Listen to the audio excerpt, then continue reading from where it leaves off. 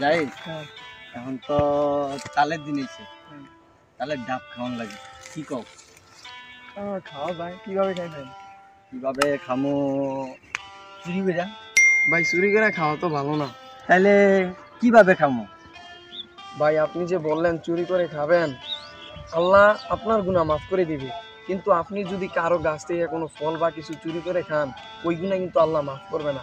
হাসরের ময়দানে আল্লাহ আপনি যেই গুনাহ করেছেন আল্লাহর কাছে চাইলে আল্লাহ ওই গুনাহ মাফ করে দিবে, কিন্তু আপনি ওই যার গাছ থেকে ফল চুরি করে খাইছেন ওই ব্যক্তির গুনাহ কিন্তু আল্লাহ মাফ করবে না। ওই ব্যক্তি যদি আপনাকে মাফ না করে তাহলে আপনি জান্নাতে যেতে পারবেন না, আপনি জাহান্নামে যেতে হবে। বুঝছেন ভাই? তাহলে চুরি করে খাওয়ার কোনো দরকার নেই। সুমন ভাই, তাল খাইতে গেছিলাম বুঝছেন ওই দিনটা। তালের তো সিজন আইছে, একজন আমারে খুব হাদি শোনাইছে, এই কারণে আমি চুরি করে খাইতে পারতেছি না।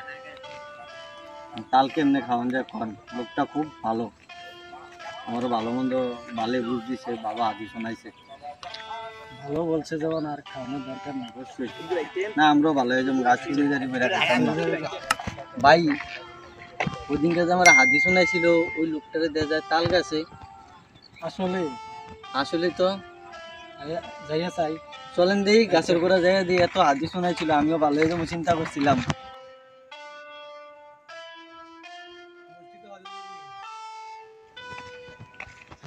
ভাই এই লোকটাই তো, আসলে এই লোকটা হ্যাঁ আসলে এই লোকটা, একটু দেখি।